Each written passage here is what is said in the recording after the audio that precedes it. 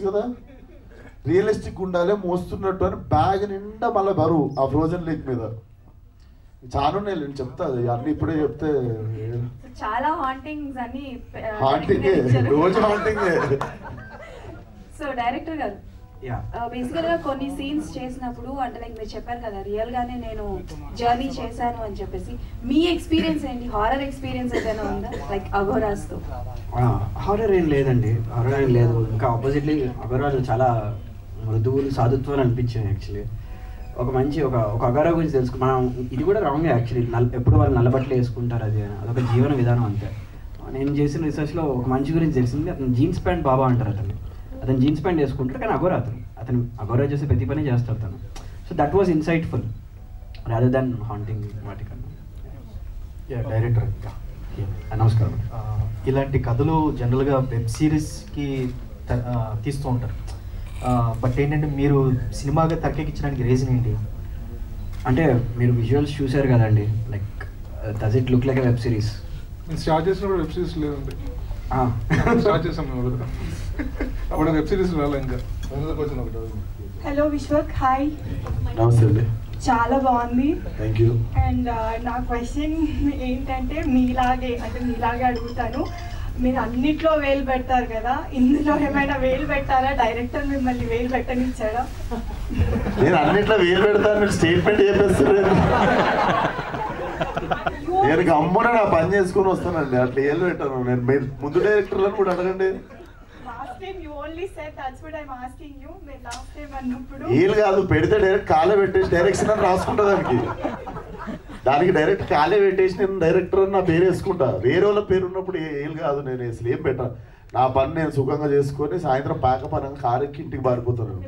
నాకు అంత ఓపిక లేదు, అవన్నీ ఓపిక. ఆ పెద్ద పని, ఆ డైరెక్షన్ ఇన్వాల్వ్ యాక్టింగ్ చాలా ఈజీ జాబ్ నాకు. అండ్ నేను చాలా ప్రశాంతంగా చేసుకుంటా యాక్టింగ్. నాకు మంచి డైరెక్టర్ దొరికినప్పుడు ఇట్లా ఈలు పెట్టే టైం వస్తే డైరెక్ట్ పేరు వేసుకొని కాలు పెడుతున్నాను. అది సో నేనేమన్నా చేసిందా అసలు? గమ్మున చెప్పు, నువ్వు చెప్పు, ఏది పెట్టినా అని అడుగుతుంటే చెప్పవే. Amazing answer. నాకు అసలు మీరు ఇప్పుడు అడిగేంత వరకు నేను రియలైజ్ కాలేదు, అరే విశ్వక్ డైరెక్ట్ చేసింది కదా. You won't believe, I'm honestly giving you the answer. Not a single day అసలు నేను ఇట్లా పక్కన ఉన్నాడు అని కాదు కదా, ఈ కట్ ఇట్లా, ఈ షార్ట్ ఇట్లా, ఇదేంటి ఇట్లా, నథింగ్. హీ కంప్లీట్లీ బిలీవ్డ్ మీ. చెప్పినా కదా, చెత్తకుండి పక్కన కూర్చుంటే ఈ జస్ట్ సాట్, ఈ didn't said anything. So yeah, last final question. అంటే ఇప్పుడు మనం అంతా కూడా డైరెక్ట్గా కావచ్చు, ఇండైరెక్ట్గా మనకి మైథాలజికల్ ఇంపాక్ట్ అనేది అన్ని మూవీస్లో కూడా చూస్తూ ఉన్నాము. సో అదే ధోరణిలో ఇప్పుడు March 8th అంటే మహాశివరాత్రి రోజు రాబోతుంది. ఇందులో లార్డ్ శివ రిఫరెన్స్ ఏమైనా ఎక్స్పెక్ట్ చేయొచ్చా?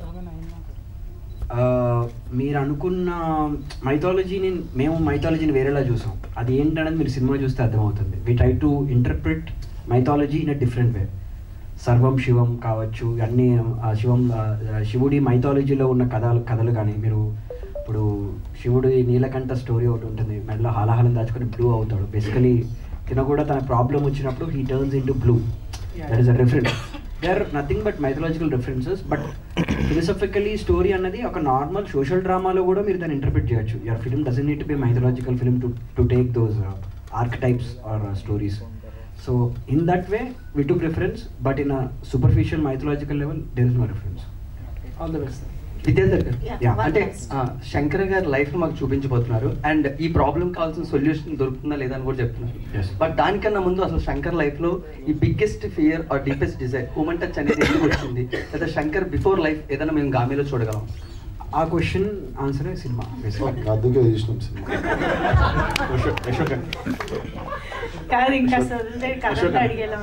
ఒక్క క్వశ్చన్, బయట కొన్ని రూమర్స్ వెళ్తున్నాయి గ్యాంగ్స్ ఆఫ్ గోదావరి రీషూట్ జరుగుతున్నాయని, అది ఎంత? రీషూట్ కాదు సార్, షూటింగ్ అవుతుంది. రీషూట్ కాదు, షూటింగ్, నీలిన్ షూటింగ్ అవుతుంది. కొత్త గ్యాంగ్స్ యాడ్ అవుతున్నాయి అంటే ఐటమ్ సాంగ్ లో రీప్లేస్మెంట్స్ అయ్యి మళ్ళీ సాంగ్ తీసినాక సినిమా ఏది రీషూట్ చేయలేదు. సినిమా జబర్దస్త్ ఉంది.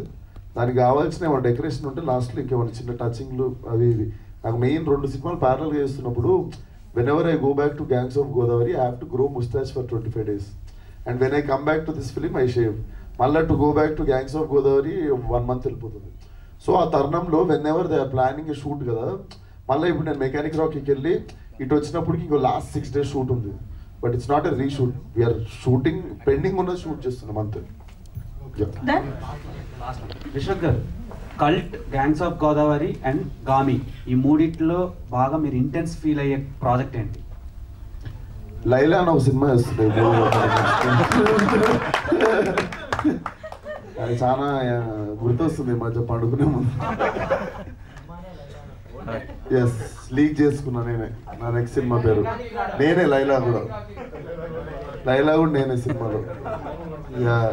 ఈ 4 films ఈ ఇయర్ లోనే రిలీజ్. ఇంకోటి ఉంది, నెక్స్ట్ ప్రెస్ మీట్ లో చెప్తాను.